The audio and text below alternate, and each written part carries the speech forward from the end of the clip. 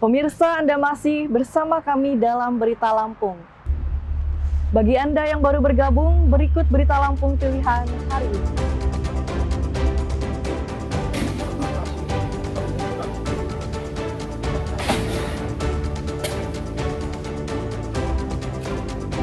Lokasi penambangan pasir ilegal di Lampung Timur digerebek polisi.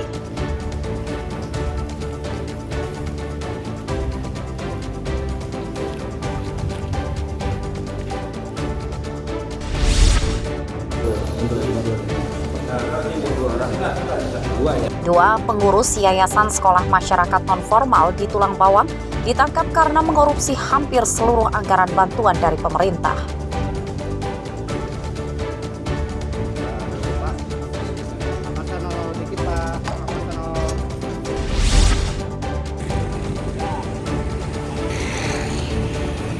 Menjelang berakhirnya program pemutihan pajak kendaraan, polisi menggiatkan razia kendaraan dalam operasi Patuh Krakatau.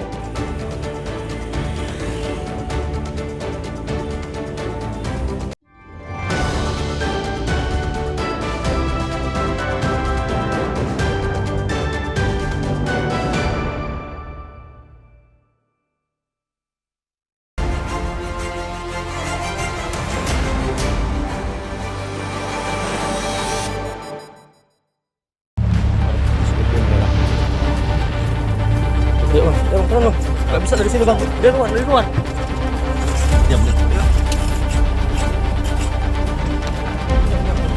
Diam. Kawanan begal motor ditangkap di jalan sepi yang melintasi sawah di Kelurahan Trimurjo oleh tim khusus anti bandit Polres Metro.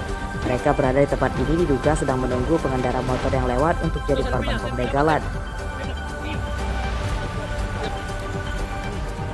Dari penggeledahan tersangka, polisi menyita 2 motor, 1 pucuk senjata api rakit lengkap dengan amunisinya, dan 2 bilah senjata tajam. Tersangka bernama Yelse Saputra, umur 27 tahun, dan Pendi Irawan, umur 25 tahun. Keduanya warga Batanghari, Lampung Timur. Menurut polisi, kedua tersangka telah terlibat pembegalan motor di 15 tempat di wilayah hukum Polres Metro.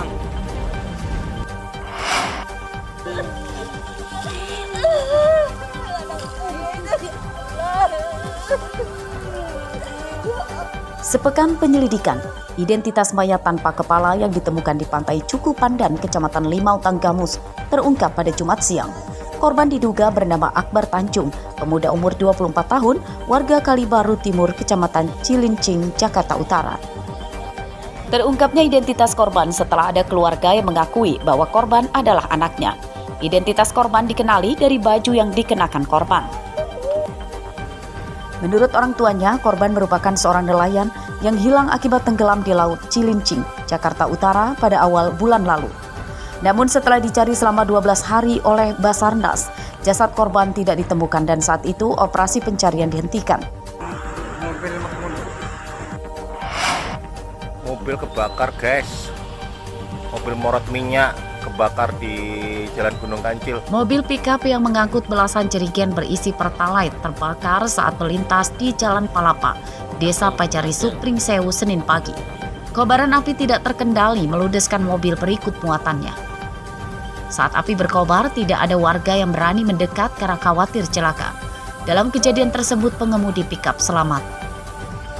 Warga tidak mengenali pengemudi pickup itu. Namun saat ditanya warga, pengemudi pickup itu menyatakan warga Pagelaran Pringsewu. Mobilnya terbakar saat dalam perjalanan pulang dari membeli pertalite di salah satu SPBU di Pringsewu. Petugas damkar sempat tiba di lokasi namun api telah padam dan pengemudi pickup menghilang diduga telah kabur.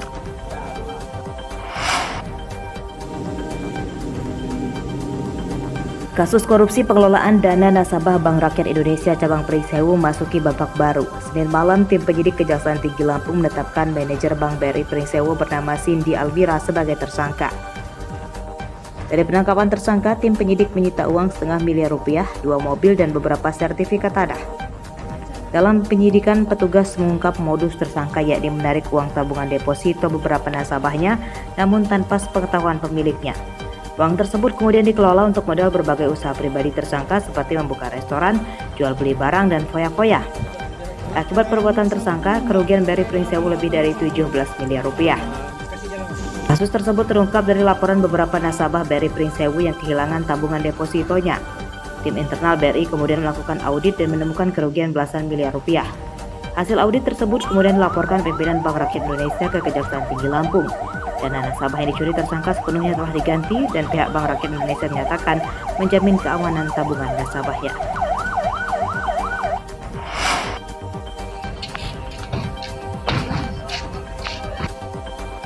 Satu bulan buron, pelaku pemerkosaan yang disertai pembunuhan terhadap bocah perempuan umur 10 tahun di salah satu kamar pekerja perusahaan perkebunan tebu di Kedung Meneng Tulang Bawang ditangkap pada Rabu siang. Tersangka ditangkap di tempat persembunyiannya di perkebunan tebu Kabupaten Mesuji. Tersangka berinisial MR umur 35 tahun, warga Kampung Gaya Baru, Kecamatan Seputi, Surabaya, Lampung Tengah. Tersangka ditembak kedua kakinya karena berusaha menyerang polisi yang akan menangkapnya menggunakan senjata tajam. Saat diinterogasi polisi di rumah sakit, tersangka mengakui perbuatan jahatnya. Sejauh ini polisi belum mempublikasikan kronologi dan pemicu tersangka tega memperkosa dan membunuh korban karena penyidikan kasusnya masih dalam pengembangan. Tersangka dan korban tinggal bertetangga di mes pekerja perusahaan perkebunan tebu. Pembunuhan terhadap korban berinisial ZH terjadi pada 22 Juni lalu. Mayat korban ditemukan di lantai kamar tersangka tertutup tikar. Usai membunuh korban, tersangka langsung kabur. Dari pemeriksaan polisi, korban tewas akibat menderita luka bekas penganiayaan dan di kemaluannya mengeluarkan darah. Sebelum dibunuh, korban diruda paksa oleh tersangka.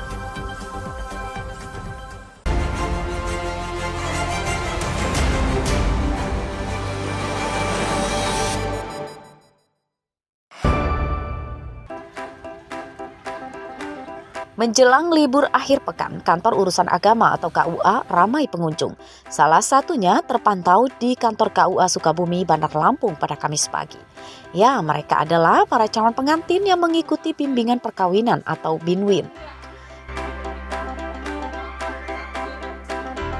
Bimbingan perkawinan jadi syarat wajib muda-mudi untuk menikah dan hal tersebut sesuai Peraturan Menteri Agama Nomor 30 Tahun 2024. Penghulu berwenang menolak menikahkan muda-mudi yang tidak mengikuti syarat bimbingan perkawinan.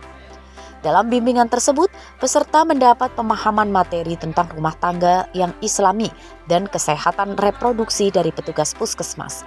Mereka yang telah mengikuti bimbingan perkawinan mendapat sertifikat yang nantinya ditunjukkan saat akad nikah ke penghulu.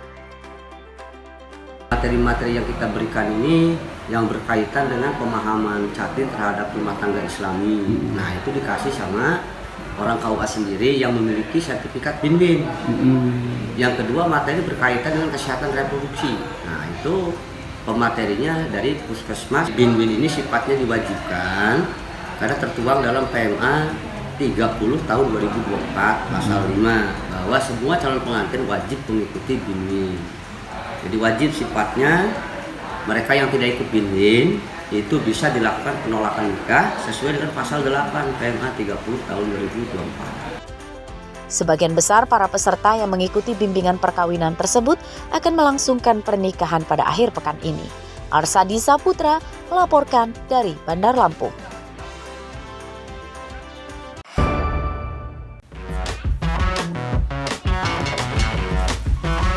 Siapa yang menyangka ban mobil bekas bisa disulap menjadi berbagai kerajinan bernilai ekonomis? Itulah yang dilakukan Asep dan istrinya Suheni. Mereka menyulap ban bekas menjadi berbagai perabotan rumah tangga, seperti tong sampah, kursi, ayunan, hingga pot kembang. Produksinya dilakukan di halaman rumah Asep, di perumahan Nusantara Permai, Kecamatan Sukabumi, Bandar Lampung. Pembuatannya menggunakan peralatan sederhana seperti pisau, palu, dan mesin gergaji. Asep dan Suheni menggeluti usaha kreatif tersebut sudah lebih dari 10 tahun lalu. Supaya tampilannya lebih menarik, beberapa perabotan dari ban bekas dicat dan diberi hiasan gambar hewan. Perabotan dari ban bekas dijual hingga Sumatera Selatan, Jambi, Bengkulu, serta Pulau Jawa. Mereka memasarkannya melalui media sosial. Apa aja deh nih buatnya? Kampas gantung, kampas keliling, terus buat kursi, tempat sampah. Tempat sampah. Ya, ada tempat Tong sampah ya maksudnya? sampah, Kemudian- terus tempat air, pohon bunga dari ban bekas. Ini semua dari ban semua? Ya. Nggak ada yang lain, cuma Ya, ban semua? dari ban semua. Ini Teteh sama si AA-nya sudah berapa lama nih Teh? Kalau di Bandar Lampungnya mah udah sekitaran 10 tahun, cuma Oh. kontrak di sininya baru 2 tahun. Dari segi pemasaran sendiri seperti apa Teh? Paling kita nungguin yang berminat aja. Oh. Konsumen yang lewat-lewat, yang ngeliat sekali 2 kali, nanti lama-lama kan mampir. Nah, secara online, nanti yang Oh, gitu. berminat info. Perabotan dari ban bekas dijual mulai Rp150.000 hingga Rp1.000.000 per buahnya, tergantung ukuran, bentuk, dan tingkat kesulitan pembuatannya. Pasangan suami istri perantau asal Banten ini menyatakan membutuhkan dukungan modal dari pemerintah untuk meningkatkan produksi dan memperluas pemasarannya. Arsadi Saputra melaporkan dari Bandar Lampung. Pemirsa, informasi tadi menutup perjumpaan kita pada pagi hari ini. Saya, Ade Anissa, beserta tim redaksi yang bertugas berterima kasih. Selamat beraktivitas dan sampai jumpa.